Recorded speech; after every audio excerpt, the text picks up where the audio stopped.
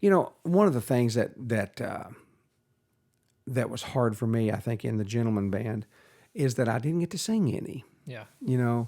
I played fiddle and would play a little bit of guitar, play mandolin some when Loar was playing guitar or something, and and I just felt like I wasn't being used to my max. Yeah. And so even singing some baritone with Charlie and Doyle, that wasn't my part. Charlie sang so low that it was, singing baritone just didn't really satisfy me. So I was ready to leave. I was ready to do something else. So when JD, said tenor mandolin, wow, Tony, oh my God, because me and I had worked on Tony's I know. California too. Autumn, Yeah. yeah. And so I worked on that. John Starling produced it for Tony, and so I worked on that with him. And when we sung together in the studio on that record, we'd never really sung together before.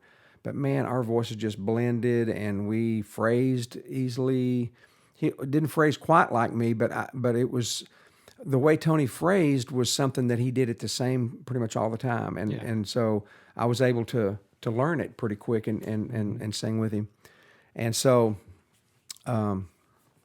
I decided to take the Crowe band job. I didn't have a good mandolin at all, and so when I was with Ralph, we were every time we go to Port Huron, Michigan, or Detroit area up there. There was an old cat that would come out and just tantalize me with a Loar. He had this Lloyd Loar that a guy had sold him. The guy was Jim Williams, the guy, and Jim had been with Ralph and Carter, so he played with Carter and Ralph, and Jim was notorious for scraping off finish and cutting down necks and just crazy stuff. They called him Tool because he carried a toolbox with him all the time and would work on instruments. So anyway, Ralph, I loved the way that mandolin sounded. It sounded so great, especially from what I had, and that guy would never sell that mandolin. He wouldn't sell it. And Ralph tried to get it for me when I was in his band. So anyway, I started looking around for a mandolin, and I looked through an old wallet or something I'd stuck in a drawer, and I went through some business cards, and there was that guy's phone number. So I thought, man, he might have died or something. Who knows? So I called him up and asked him if he'd be willing to sell that mandolin. And I said, I just took a job with J.D. Crowe. And he said, well, I like old J.D. I said, well, I need a good mandolin. I said, man, I don't, I said, you want to sell that? Well, I wouldn't take nothing less than, and he gave me a price, and it was $2,250. Why that number came up, I'll never know. But anyway, I said, all right, well, you give me a week to get some money together. That could have been $25,000, for me. I didn't have $2,200. Yeah. But I bought it on faith, and I knew I had a good job with JD, and I'd end up getting it paid off, Yeah. But anyway, I went to Hugh Sturgill. Hugh was working with Ralph, with JD, and trying to get some business stuff like that done. So Hugh co-signed a loan for me, and I got the mandolin, and John Paganoni put just a little light finish on it, and recovered the case because the case didn't have any cover on it.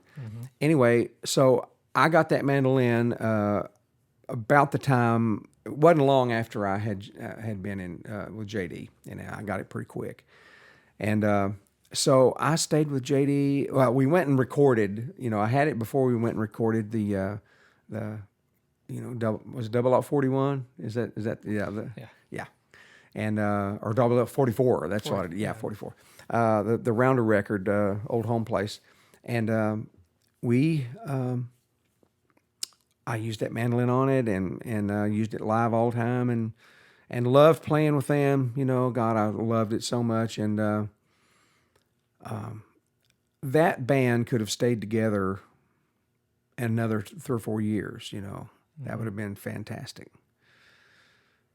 But Tony decided he was going to get out of Lexington, and David Grisman had called him about putting a band together, David Grisman Quintet. Right.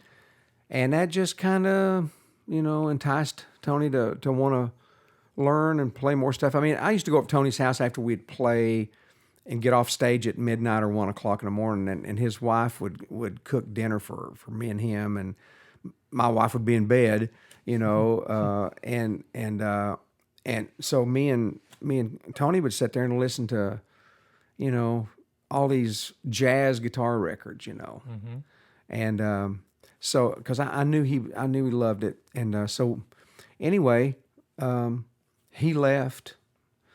And during those like Country Gentlemen, around the Seldom Seen time, I mean, I wasn't really a part of that band. I did some recording with them.